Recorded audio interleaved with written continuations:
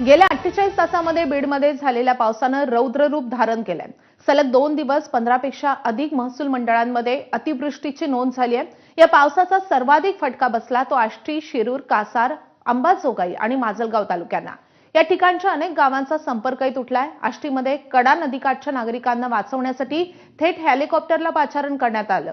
या ठिकाणी बचाव कार्य करत एकाच कुटुंबातील 11 जणांना वाचवण्यात यश आलंय। दुसरीकडे अंबाजोगाई इथला राक्षसवाडीचा पाझर तलाव फुटल्यानं शेतीचंही मोठं नुकसान झालंय।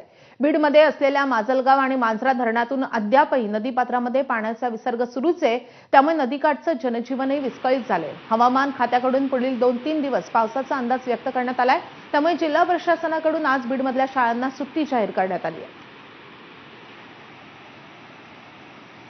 तर आपण बघतोय बीडमध्ये पावसामुळे जनजीवन विस्कळीत झालेलं आहे। बीड जिल्ह्याला मुसळधार पावसानं झोडपून काढलेलं आहे। आपण हे ड्रोनची दृश्यही बघतोय।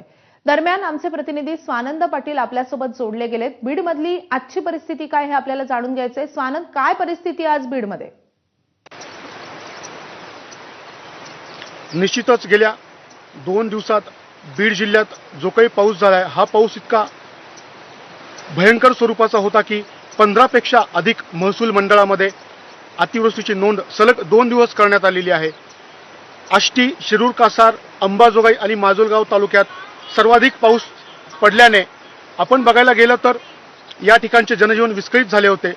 आष्टीमध्ये कडा नदीला पूर आल्यामुळे या ठिकाणी बचाव कार्य राबवण्यासाठी प्रशासनाला थेट हेलिकॉप्टरची मदत घ्यावी लागली आणि नागरिकांना हेलिकॉप्टरद्वारे बचाव कार्य राबवत त्यांना वाचवण्यात आले। तर अंबाजोगाई तालुक्यात राक्षसवाडी येथील तलाव फुटल्यामुळे शेतीचे खूप भयंकर नुकसान झाल्याचं बघायला मिळालेलं आहे।